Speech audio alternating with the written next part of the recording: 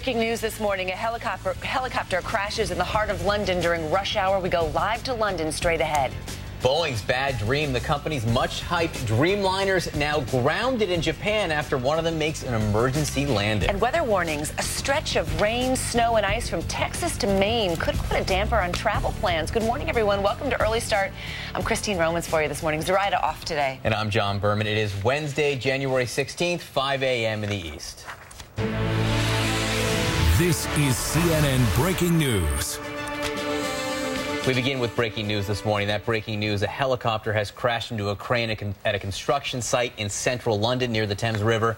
This is a very busy part of the city. It happened during rush hour. Emergency personnel have raced to the scene right there. You can see it right there. It's near the Vauxhall train station, which I said, again, a very busy site in London. That's right. And our Zane Vergie was just live on CNN International. She's from the scene. She was telling us exactly what's going on there. She said that 2 fatalities in this crash. She said someone on the ground in a burning car had been taken to the hospital, and she said it had really tied up traffic in that area. I mean, imagine in central London, you have a crane on top of a building, and then you have a helicopter that crashes into it, and what kind of, you know, just the spread of the flames and the damage on the ground. I'm told Zane is with us now. Zane, you're there on the scene in London. You were telling me, I'm sorry, not on the scene. You're there in London. You're reporting the story for me, Zane. Can you tell me what the latest is from your vantage point? Again, casualties, 2 dead and 2 people in hospital, and there was this dramatic scene where the London fire brigades were essentially saying that they basically managed to pull someone from a burning car who's now in hospital. It's a dramatic morning here in London. You know, fireballs and plumes of smoke in a major commuter area. Think of something like a major area in New York City or Penn Station just shutting down. That's exactly what's happened. A helicopter has crashed into a crane on a really tall building in this particular area, and then what happened was it tumbled onto a major road, crashed on top of 2 cars. The emergency services got there on the scene pretty quickly, and the fire got out sort of within 45 minutes or so. There's a major gridlock, and hundreds of commuters are now stuck, and they're walking to work. Zane, we had some audio issues right at the beginning. It's John Berman here. Just to confirm, you said there are 2 confirmed deaths now from this incident? Yeah, the officials have come out and said 2 people are dead. It's not clear whether the pilot, there's believed to have been only 1 pilot on board the helicopter, is one of those casualties. But if you just look at that dramatic video, the burning fireball on the street there, it seems unlikely that he would have survived. But yeah, 2 people in hospital, 1 pulled from a burning car and rescued by ambulance services. Vauxhall is an area, guys, that you'll remember from the James Bond movies, right? I mean, this is where the Secret Services, this is where MI5 is. The new U.S. Embassy, by the way, is supposed to move from central London to this part of town. But this is the scene there today. And it's just really lucky that the helicopter didn't crash into a huge building that had been filled with people or a big housing development, which is what exists around there. Right. Zane, what about visibility? There was one eyewitness who said you couldn't see the top part of the crane in the London fog.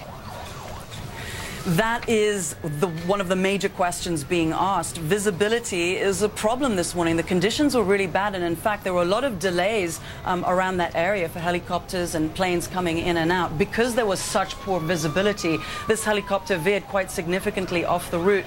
You know, there are a lot of helicopters that go back and forth because there's this huge helipad, a major one, close to the area, and you know, it's busy from like 6 a.m. in the morning till 10 o'clock at night. So it's not unusual to have that kind of traffic.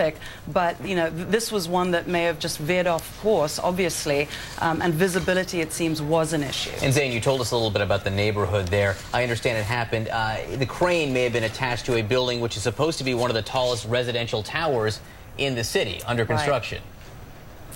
Right, St. George's Wharf under construction. It's such a new building that actually, if you look on Google Maps, you won't even see the building itself. You just see the foundation of it, you know, and so it's just very recently been constructed. So the crane was on top of this building, and that's what the helicopter crashed into. So that's one of the major concerns now, guys. Now, you'll remember the crane after Hurricane Sandy, right, and in New York. Well, here's a crane in central London with the exact same issue. Authorities are saying and describing it as being in a very precarious position. So this crane is unstable, it's unsafe. It may, according to reports, have just snapped in two and is just dangling there from this building. A lot of the people in the area have been evacuated, obviously, too, and people are just so shocked that it could very easily have crashed into you know, a major commuter area, into buildings that were already filled with people at work. It's really one of the perils of these big urban areas, especially when you're talking about rush hour in central London, or you mentioned the Hurricane Sandy and that crane in New York. You've got an awful lot of people, you've got very tall buildings, you have active construction sites in a lot of different places, commuters trying to get to work, people trying to work on buildings, and air traffic as well, winding up and down the Thames. Zane, talk to me about the response mechanisms in place in London. Of course, London went through its own terror attacks. We don't think there's any connection here to that. But the same as 7/11 attacks there, London really changed the way it operated after such things.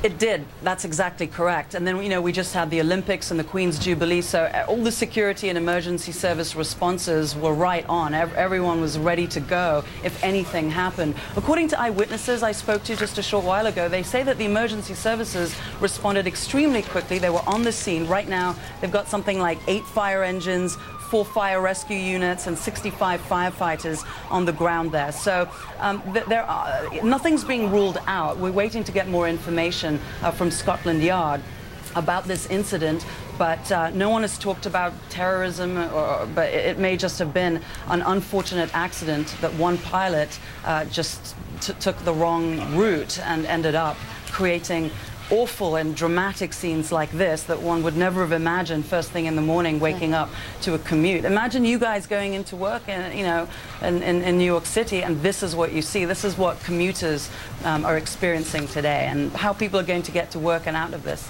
and how long it will take. No one really knows All yet. right, it is a vivid and surprising picture to look at in downtown London. Zane Vergie, our thanks to you in London. We will check back in with you as soon as we can. Again, the news is at least 2 people killed now in a helicopter crash in a very busy section of London. Stay with us. We'll bring you more on this as it comes in. Our other big story this morning, the entire fleet of Boeing 787 Dreamliners grounded by 2 of Japan's largest airlines. This after yet another safety problem. We're talking about 24 planes total. This time, a passenger jet was forced to make an emergency landing after another possible battery error and smoke in the cockpit. This is the latest and most serious of incidents with the very plane many see as the future of commercial aviation. Federal regulators have promised a sweeping review of the jet after several issues in the past 2 weeks for this Dreamliner. You've been all over this story for a long time. This is trouble for Boeing. It is. Look, this is supposed to be the future of aviation. This is a very complicated, complex, high-tech plane. It started, you know, as sort of an exercise in outsourcing. You know, they had engines and fuselage and electronics made from companies all around the world, and Boeing put it all together. And from the very beginning, there were opponents of outsourcing who said, look, when you let go of the manufacturing processes, the engineering of such a big, complex plane, you're going to have problems. Some of those anti-outsourcing people are saying, we told you so. This doesn't look like it's where the problem isn't where things were manufactured. It looks like they're trying to just work out the kinks of a very complicated high-tech jet. Some tense moments for a very important company right now. Other news in Washington. In the wake of the Aurora shooting, the Newtown massacre, and the firefighter ambush in Webster, New York, President Obama officially will unveil his gun control plan today. Here's what we know about it so far. It calls for universal background checks, a ban on assault weapons, a ban on high-capacity magazines that hold more than 10 rounds, and more funding for mental health programs. In the months since the Newtown massacre, the debate over gun control has only intensified, with membership in the National Rifle Association reportedly surging. The NRA is touting some 250,000 new members and vowing to fight the president's plan, saying their Second Amendment rights are under attack. White House correspondent Dan Lothian is following all these developments in Washington. Hey, Dan, what's the latest? Well, good morning. You know, the White House sees these recommendations as a way to hopefully curb gun violence. And some of these things the president has backed before, such as a ban on assault weapons. The president, shortly after the Connecticut shootings, came out in support of that. So that's expected to be in the president's plan. Also pressing for a ban on those high-capacity magazines with more than 10 rounds. That's the important note here. The aim here is to cut down on the ability of a gunman to go in and release up to 30 rounds in a short period of time. In addition, the president will be pushing for universal background checks so that everyone who buys a gun undergoes a criminal and mental health check. So this is whether you're buying a gun at a gun show or through a private sales, universal background checks. In addition, the president wants to request funds be available for mental health illnesses, to make sure that there's money there for those things to be treated, and to provide schools with the support they need for enhanced safety. Now, the president is also expected to touch on some issues that could be done through executive action. White House spokesman Jay Carney saying that the president realizes that there are limits to what he can do on his own through this kind of action, John. And Dan, as you mentioned, the president already facing some fierce opposition from the National Rifle Association and others. That's right. And, we've heard this now for several weeks, where the NRA is very concerned about whatever the president puts out there stepping on their Second Amendment rights. And so they're pushing back very hard, releasing a television ad highly critical of the president. Take a listen. Are the president's kids more important than yours? Then why is he skeptical about putting armed security in our schools when his kids are protected by armed guards at their school? This ad is expected to be running on the Sportsman channel. This is a channel on cable that a lot of gun owners watch. In addition to that, it will be posted online. Clearly a big PR push here by the NRA at the same time that the president is rolling out his recommendations, John. That ad, hugely controversial overnight, Dan. A lot of times people say the president's children should be off limits. Obviously, that commercial puts his children front and center. Dan Lothian in Washington, thanks for being with us this morning. Okay. And keep it here. Later this morning, Wolf Blitzer will anchor special coverage as the president unveils his gun control plan. You want to join Wolf right here, starting at 11:30 a.m. Eastern Time. All right, most of America hasn't even seen it yet, but disgraced cycling legend Lance Armstrong's TV confession to Oprah Winfrey making plenty of waves. We're going to have the latest on that coming up. Sure is. And we're following this breaking story out of London. A helicopter crashed near a train station in central London. You can see the pictures there. We'll have more ahead on Early Start.